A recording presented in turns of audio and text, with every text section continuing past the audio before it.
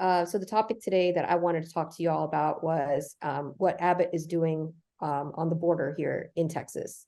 And the headline is Texas troopers told to push back migrants into Rio Grande and ordered to not give water amid soaring temperatures. And basically what Abbott has done is he is lining the Rio Grande River with these buoys that are covered in razor wire.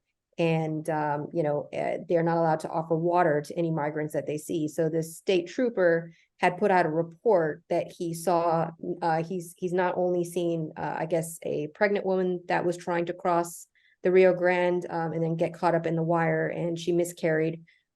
He also saw that the other troopers were pushing babies and children back into the water, sometimes made to go back into the deeper side so that they could potentially drown.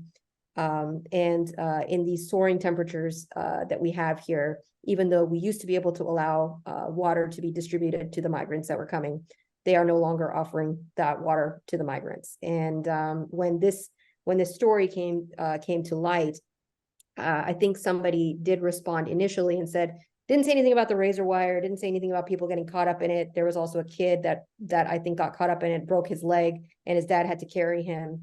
He had said that we actually don't have a rule against giving water to migrants. So that was basically, in a summation, his statement, not even acknowledging the rest of the atrocities that are going on. Yeah. And then Greg Abbott's released a statement basically saying, we're doing what we have to do. We know what's going on at the border, and basically condoning it, that it's because of Biden's open border policies that they're having to do this. So at no point did they say we're not doing this. At no point was anything brought up like, yeah, we should revisit this. The only person that asked them to revisit these policies was the trooper that brought it to the public's attention. I love that. We aren't not giving them water as a policy. You're confused. We're doing that for fun. Yeah, that's much. We just do that on our own. It's not even a policy. God, yeah. Awful. That's so dark and so true. Erica, what are your thoughts on this story and kind of what's going on at the border in general? I mean, I don't know. It feels like we are treating human beings who have a right to seek asylum in America as vermin, as like creatures that we don't need to think of as like needing basic sustenance, needing water. I mean, this, like you said, Sadia, in your TikTok video, I mean, kids in cages was just like baby steps in relation to a lot of this stuff that's going on, where you are completely dehumanizing these people, pushing them into deadly situations, both by not giving them water, pushing them into situations where they might drown, might get stuck on razor wire. I mean, that is like what you do to the vermin that you're trying to get off your ranch. That is not what you do to human beings. So this, I mean, I hope that people are seeing this and being absolutely horrified by it, because yeah, just the inhumanity here is so obscene that it really exposes like the cruelty of America's approach towards anyone that isn't from this country. I mean, especially if you're not white. Ukrainian refugees, come on over, but if you're coming from Mexico or something, or if you're coming from one of those countries that we have sanctioned and crippled the economies of, and so they can't make a living there and they have to come up here. I mean, that is largely what happens to create these kinds of situations where we have migrants coming, and the fact that we are treating them just like human garbage is just horrific to me. You started that off with the right word there, Erica. That is, these are people legally coming to the country and seeking asylum. Like, if conservatives want to be the law and fucking order party, they are doing what we tell them is the legal thing to do. They are coming to America and seeking asylum. And in order to stop them from doing that, these Border Patrol agents are using very violent force, in some cases lethal force, to stop them from doing something they are legally allowed to do.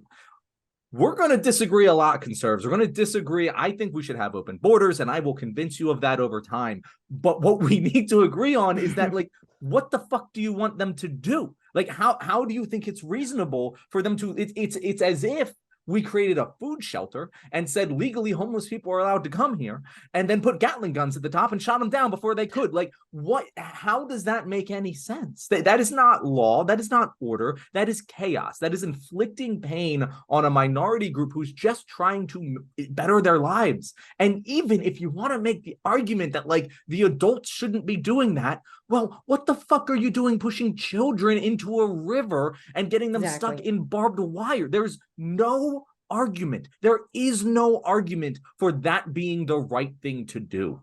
And if you're going to make that case, please jump into my comments and tell me that you think it is the right thing for us to do. You're okay with being complicit into pushing innocent children into a flowing river. And these are the same people that'll sit there and tell you that every life is precious. We've had what, 10,000 births, live births, since they stopped the ability and access for women here to get abortions. Now, the only difference between that live baby and the live baby that's actually coming across the border is that in your mind, the one here has value, the one that's coming across the border doesn't. So save me your save the children garbage. You mean save the babies that you think are worthy of your love and affection. And, you know, I would say Texas is it's not just violating, we're not just violating the people that come to our borders. We don't even treat our people here well. We had talked about this a little bit earlier, but, you know, starting September 1st, there are no more mandatory water breaks. So not only are employers able to decide whether their, you know, workers get water breaks or not, especially in these temperatures where they're already passing out, already dying from these, you know, this excessive heat. We're not offering it to migrants that come across the border. That's the only thing they're consistent on, is that nobody gets water unless we say so. It is nothing but fascist control, and just it's political theater, because if you do make it across the border, they're going to put you in a bus. They're not going to coordinate with anybody. What they did on Christmas Eve, they're going to put you in a bus. They're going to drop you off in DC with no jackets, nothing. Didn't coordinate with any DC shelters. You just dropped them off and you left because it was political theater. This is political theater. My question to any political person out there is, what is the threshold? If human rights violations is not the threshold, how do we stop this? Because he's just going to keep doing it. To him, this is fun. He can keep doing this. He can keep doing these crazy things. Like I said, pushing babies back into the water made me sick. I couldn't imagine a live person and just being like, nah, you're going, like, yeah. What is the threshold? What is it going to take for something more to happen? And then imagine how much worse and how much more inhumane things are going to get when, because of the climate change caused primarily by people in the global north, developed countries, people in the global south then have to flee their uninhabitable countries and come and cross borders into places that are cooler, that aren't like absolutely, you know, killing people with the heat or destroying crops and everything. So I think what we're seeing here is a little glimpse into some of the horrors that we're going to see really unfold when climate change heats up even more, and the situation at all borders is going to get crazy. It's going to get fucking insane. If you don't like immigration, you fucking shouldn't like climate change, you know, like for all you people all night. But yeah, I'm very afraid of how horrible it's going to get in the future. And this is really, this is acclimating people and making people used to treating foreigners with a certain level of barbarity. And that barbarity, I think, is only going to grow, especially as fascism grows in this country and as climate change heats up. There is, I've said this before, but I think that at the center of almost every ideological conflict in this country, there is an assumption being made by both sides, which they interpret differently. And in this case, I think the assumption that is being interpreted differently is that all men are created equal. We claim to believe in this country that all men are created equal. But if you look at the border policy, that is clearly not the case, right? It just objectively. And the thing that conservatives are holding above all men are created equal is our right to national sovereignty, right? And they're like, oh yeah, no, all men are created equal, but we also have the right to protect our borders and like define our nation, right? I'm like, yeah, sure, you have the right to do that, but why the hell would you define it in this way? If you believe that all men are created equal, why is it that you think it's okay to shove that man into a river for legally seeking asylum here because he was born in another country? Let's not even get to open borders yet. Let's just say, why do you think it's okay to do that to another human being? Because you are doing it. You might not be the border guard who's physically putting a child in the river and who's getting them caught in barbed wire, but you are supporting the politicians who are making that happen. And so, yeah, you have the right to define our borders and our sovereignty, but why the hell would you want our country to be defined that way? It makes no sense to me. No sense. And let's also, by the way, since you mentioned like the employer stuff, Sadia, and like how these also like are the labor laws in Texas are being, very anti-person, very anti-American. You know what happens like with the illegal immigrants who do get here, right? The corporations who are taking advantage of their employees and not even letting them take a water break, what do you think they're doing to the illegal immigrants who can't fight back at all because they have fear of deportation? They are paying them less. Yeah. They're paying them under the table. They're subjecting them to terrible conditions to do a lot of jobs that we need, like growing our food. I'm pretty sure like 75% of our farm workers in this country are immigrants. And like half of those are illegal. What do you think like that's doing to our jobs? That is repressing all of our wages, because now we're competing with these immigrants who they can pay less than minimum wage. They can abuse their labor, and it hurts all of our wages. It isn't just about them. Like, even if you don't care about them, you should at least care about what these policies are doing to you as well. It is bad for everyone except for the rich and powerful few who get to profit off of this. And let's not forget that at different points in our history, we had a labor shortage where we literally sent buses to Mexico and brought people over here because we fucking needed them. We needed them for our economy, and we still do. Like, this is going to continue to be the case. I don't know. Did we want to add anything else here to this topic, or?